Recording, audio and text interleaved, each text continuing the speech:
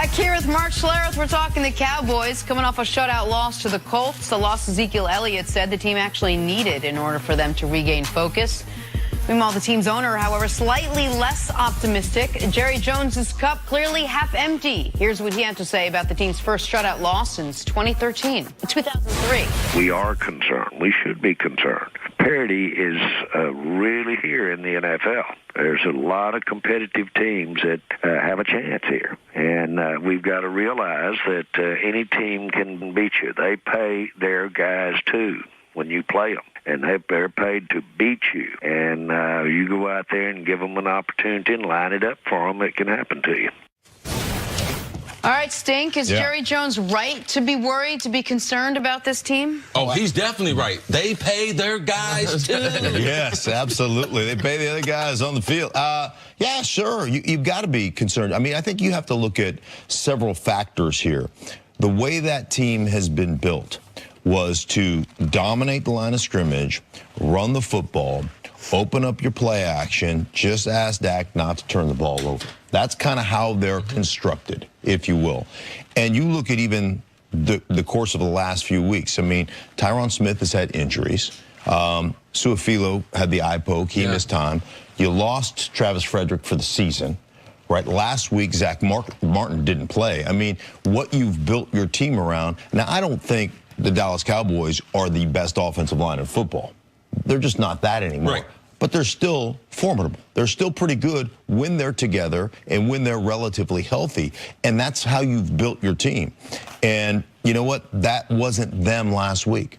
And so that is a concern for me going forward, because you're built a certain way and you've got to adhere to that identity. But when you have injury issues, it's hard to have that happen for you. So, yeah, should you be concerned? Absolutely. Anytime you can't produce as an offense, and then you couple that with you've given up, what, just about more sacks than anybody in football? Second most sacks of anybody in football. In the 50s, right? 51? Dak's been sacked 51 times. And, it's ridiculous. And part of that, obviously, is the lack of continuity up front. Part of that is, Dak holding on to the ball. Yep. Part of that was early in the season, receivers not beating one-on-one coverage. I mean, it stacks. So it's like building blocks. There's reasons that all these things happen, but you know how you're built, how you're constructed, and when that breaks down, you're a meager offense. You're a pretty average offense when you don't adhere to the principles that you've built your team around. Well, and the other reason, of course there's a reason for concern for the Cowboys, is now the evaluations are different. It's no longer can you get into the playoffs. It's, okay, we know who's going to be in the playoffs. How good are you compared to them? So during this winning streak, almost every game you played, it's like, oh, we've got, at the very least, the best defense. Well, in the playoffs, you're not going to have the best defense. The Bears' defense is clearly better. The Vikings' defense has the ability to be better if they play at their best. All right, so in this winning... the Saints' defense is playing. The Saints' defense, right, in the last month and a half is playing at least as well. It's like, okay, so when we get to the playoffs, oh, we're definitely going to have the worst passing attack. It's not Washington and Mark Sanchez and Josh Johnson coming in here. So when you're 3-5 and you're clawing to get into the playoffs, there's one level of evaluation. But now that we know they're going to win the NFC East, the level of evaluation is how do they stack up against the Saints, Bears, Rams, Seahawks, and most likely Vikings. And the reality is, on a neutral field, the Cowboys are a slight underdog against Seattle, a slight underdog against Minnesota, I believe, and a significant underdog against those other three teams. And because what those teams don't have that the Cowboys do is the one glaring weakness, which is not just the passing game and giving up the sacks, but as you mentioned earlier, Jenna, this team, indefensibly, in my mind, given the fact that they have Ezekiel Elliott, is the second worst red zone offense in football. Like, a lot of that is what we saw last week.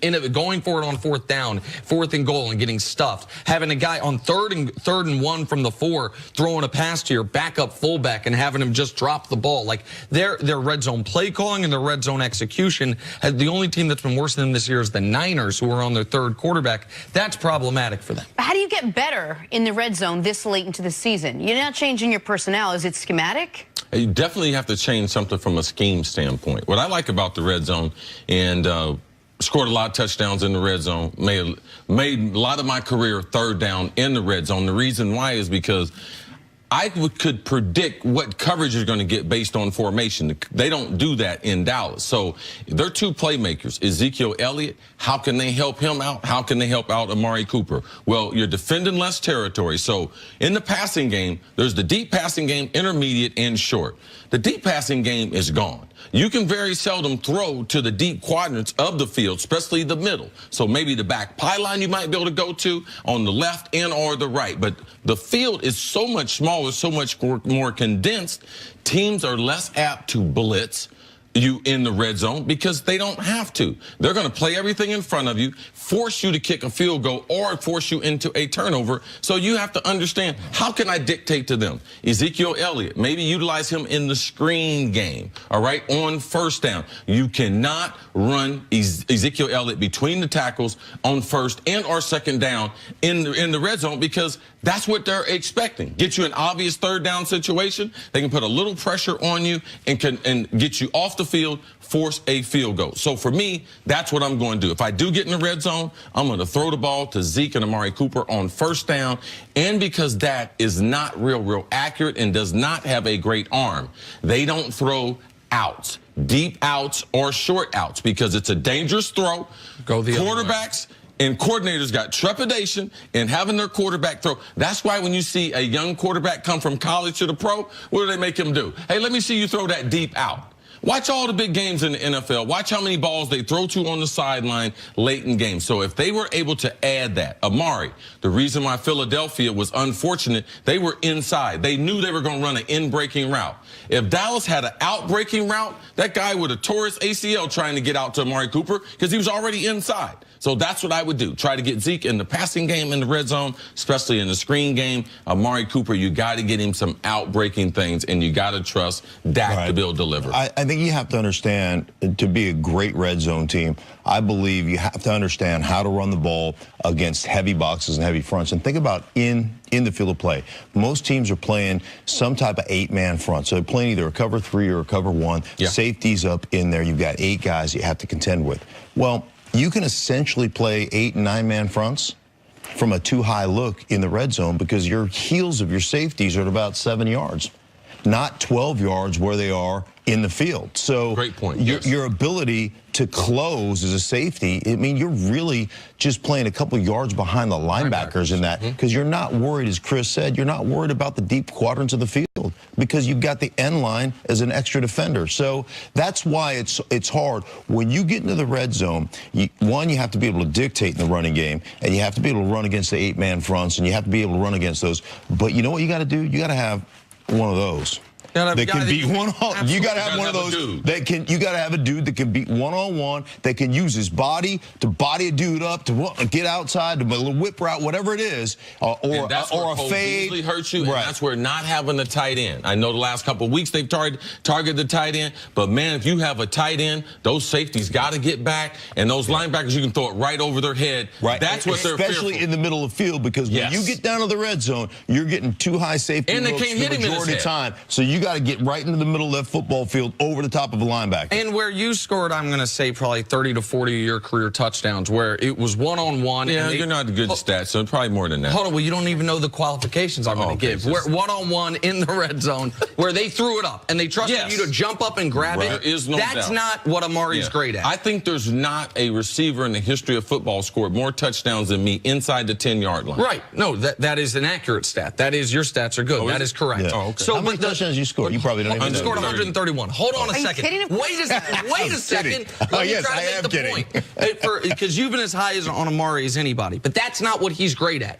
Jump balls, 50-50 balls, right? That is not his specific skill set. No. So that is something that works against them, even having added him. Another thing that works against them, bring it back to your point, is the sacks. Last year in the NFL, if you take a sack in the red zone, you scored a touchdown less than 10% of the time. Right. So if you give up a sack at any point, once you get in there, you're playing for 3. Like, because you're especially if you don't have a great quarterback, you're afraid to have him on 3rd and goal from the 13, fire it into the end zone. You know what you're doing. You're throwing it short, hoping a guy can make somebody miss. Cole Beasley ain't making anybody miss. Right. Like, and so 2 that's years been ago, killing them. where they were great in the red zone, is they were running that zone read. Dak was on the edge. They have got to get back to doing that. And you know what? I understand, protect yourself, but Dak has to become a threat in the running game, and they did that a lot 2 years ago. They have curtailed that to some degree. They need to bring that back to bolster their red zone issues. Great point. A lot to do, and they've got 2 games to do it before the playoffs start, so hurry up. Sting, thanks for hanging with us today. Absolutely, a pleasure. Great How many surgeries have you had? Just 29. Come on. All right. How many Super Bowls you had? Just 3. Do you ever forget those? No. Oh, okay. So. Who's the biggest snub from the Pro Bowl next on First Things First? See, you felt my pain a few seconds ago, which is, hey, man, we're not even disagreeing with you. What are you so animated about? We're making the same point. No, that's, you know what they call that? They call that